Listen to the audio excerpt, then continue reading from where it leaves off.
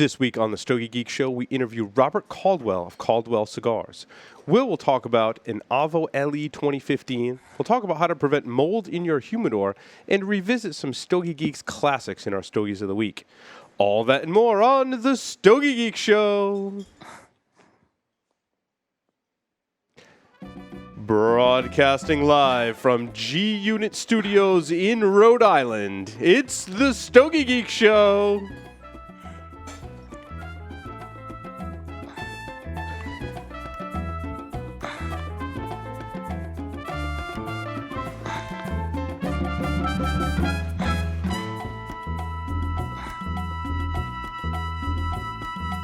This episode is sponsored by the Havana Cigar Club, located in Warwick, Rhode Island. It's a great place to enjoy a drink and a cigar. Stogie Geeks listeners can find a $5 off coupon on our website by clicking the HCC logo.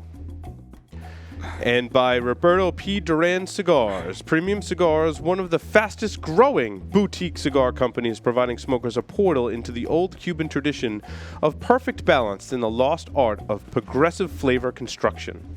Roberto Peleo Duran began his career in tobacco over 2 decades ago in Havana, where his reputation grew within Cuban circles. The creation of Roberto P. Duran Premium Cigars has given Roberto the platform to introduce a series of cigars that offer the same quality, construction, and detail that he perfected while in Cuba. Brands include the ultra-premium Roberto P. Duran Premium Cigar Series, Azan Cigars, Nea, and Baracoa. Roberto P. Duran Premium Cigars uses a seed-to-humidor approach, as all the tobacco is grown on their farms and rolled in their factory in Esteli, Nicaragua. Rollers have been carefully chosen to carry out Roberto's precise method, ensuring the progressive flavor in each cigar. Progressive flavor construction is an old Cuban technique, where the cigar is designed to increase in strength as the cigar is smoked.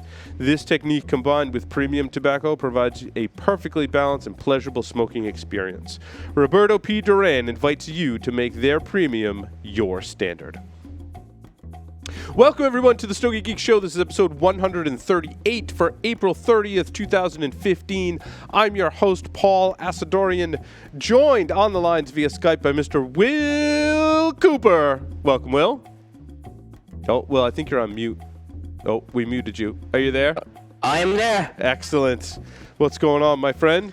I tell you what, I'm smoking right now a Stogie Geeks line favorite, and this is from Big Pete Cottrell. He gave me these when I was up in Rhode Island. It is a PG Garmerian Lancero. It's old, too. Epic. Epic. Epic is all I got to say. This is unbelievable. That's awesome. Yeah, it's kind of interesting. I don't know what happened, Will, but by chance, I'm going to talk about a lot of older kind of Stogie Geeks favorites that I revisited this week. And largely because my friend Jeff was here in studio and I wanted to share some of the fine smokes that I have when Jeff visits. So one of the things that I actually broke out today because I thought it would be fun, and it turns out our other guest who was on our previous show is enjoying them as well. And that's these El Triumphador Old Man in the Sea. I'm going to put this right here. And you can see the box there. And it comes with the Culebra, right, cigar.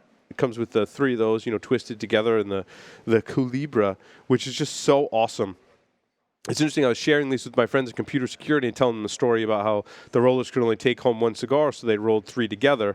And they're like, oh, they're hacking the system. That's awesome. They love it, Will. It's great. And this cigar is fantastic. These got a lot better with age. I bought a bunch of these on closeout, and I tell you what, they just keep getting better with age.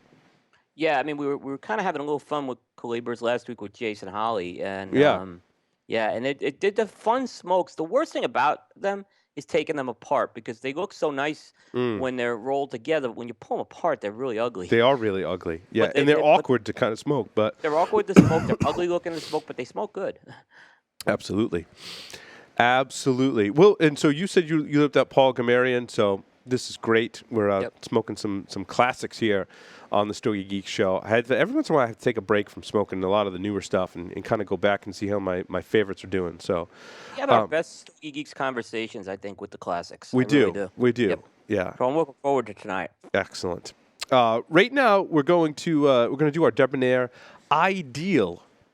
That's a segment where we talk about the Debonaire Ideal. So we're going to cut to a quick commercial, come back, and talk about mold in the humidor.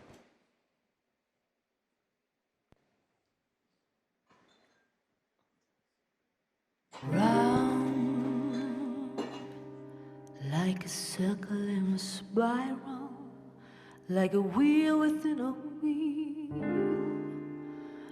never ending or beginning, like the circles that you find in the windmills of your mind.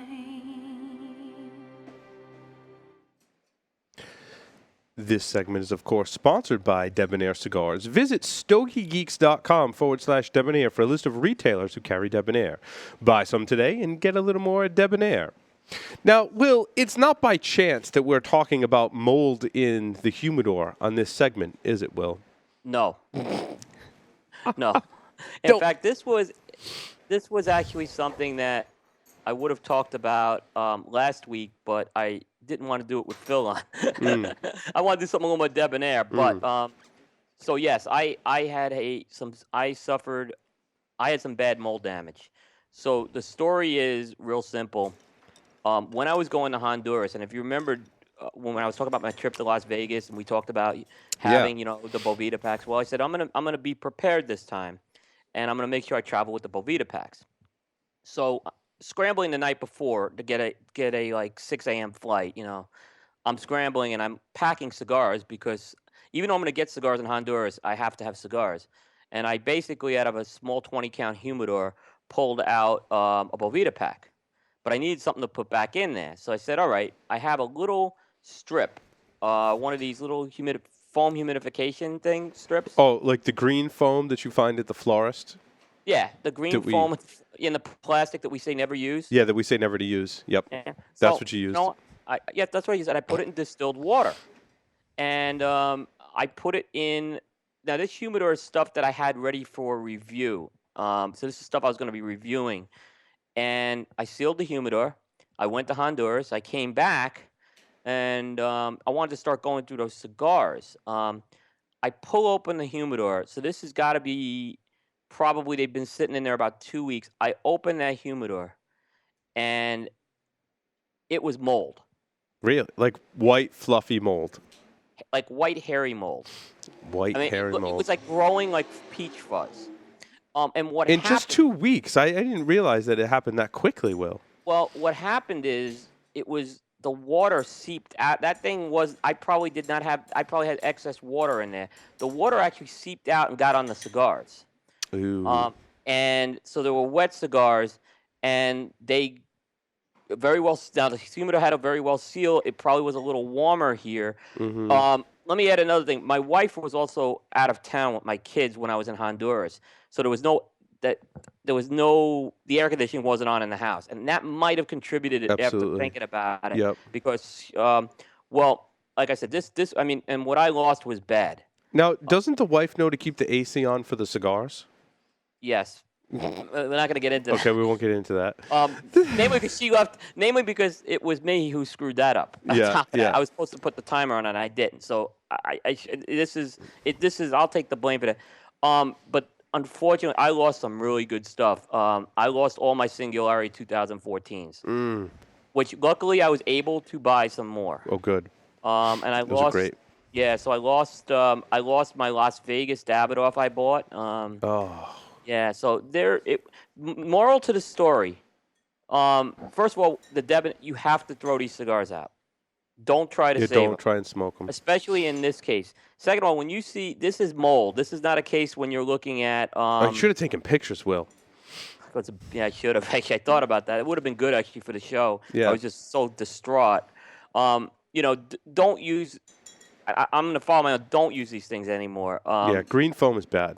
Yeah, so green foam is bad. And the distilled water, I guess it didn't matter. I guess it was some sort of an impurity I had. It didn't matter at that point in there that caused the problem. The cigars would have had water damage anyway. So this would have been... Yes. It was a double whammy. You had water damage and mold. Yeah. Sometimes if it's just a little bit of mold on the wrapper, you can wipe that off with your finger, even maybe with a little dab of distilled water, wipe that off and let them dry out and rehumidify them, and they're okay. Yeah, you can. I mean, because this was, like I said, this was a significant mold outbreak. Unfortunately, I had to toss the humidor on top of that. This is Yeah, that's a good point. If you have a serious mold outbreak like that, getting it out of the wood, because the wood is so porous, sometimes that I had some trays that I had some mold on, and lucky it wasn't too bad, and I kind of wiped them with alcohol and vinegar and let them dry out and all that stuff, and they were fine. But yeah, if it gets inside the humidor, it's a tough one.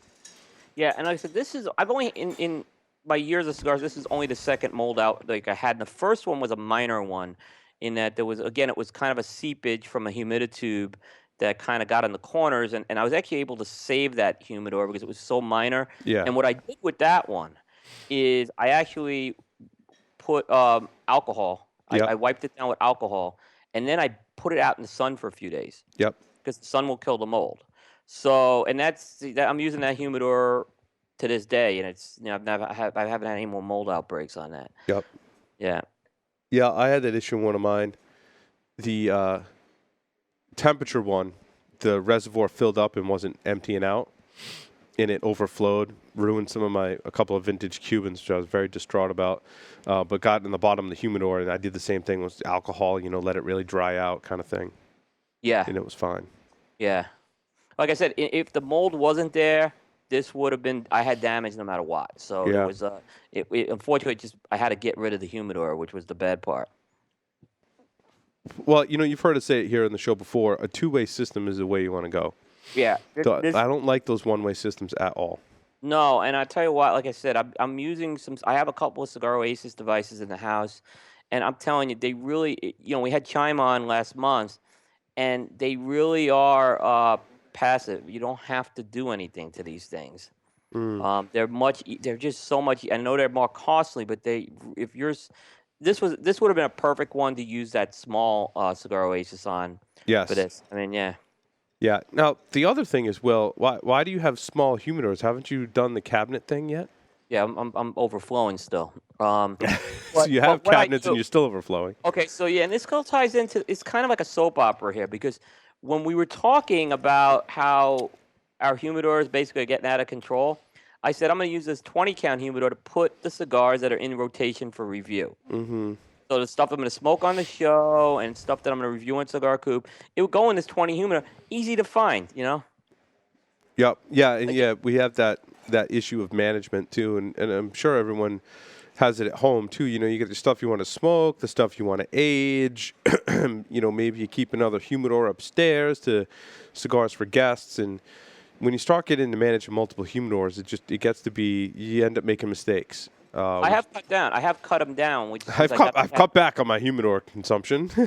Yeah, I'm still using the Coolador though, because I haven't been able to get rid of that yet. Yeah, so I maintain two nice cabinets at home, and they look nice. They're very debonair, right? And I try and any cigars I'm storing at home, I try and keep them in there. Now, I do have to say that sometimes my cigars will trickle out into my travel humidors because I'm taking them back and forth to the studio. So sometimes cigars will sit in there, but I always use Bovita packs in my travel humidors. So even if I do leave one out and I forget, it still has that humidification two-way system in it. And a lot of times what I'll do is if I've left a travel case out for a while, I'll just take that whole travel case sealed up and everything and put it in the humidor for a couple days. Then I'll open that up and let the cigars breathe for a couple days and kind of reacclimate them to my humidor before I smoke them. Yeah. And, like I said, maybe it was poetic justice. I look at it for putting cigars in with one of those foam things to begin with that were going to be reviewed. Maybe they didn't deserve to get reviewed. Like I said, lucky I was able to get more singularities from the Cigar Federation store, thank goodness, because I was heartbroken with those. Yeah, I have the most non-debonair humidor here in the studio. It's a big cooler. It's ugly. But, it does the job. It does the job, yeah. And I'd love to get something, but, due to temperature fluctuations here in the studio, I'd have to keep, either heat or AC on all the time. That's just not economical, so. Nope. And to get a humidor that does both temperature and humidity, I mean, entry level, you're looking at what? At least $800 to get into a system like that? Even a small cabinet? I mean, a larger one? Are. I mean, then you're looking at like $1,000 to $2,000. It's a big investment. I mean, it's worth it. Don't get me wrong.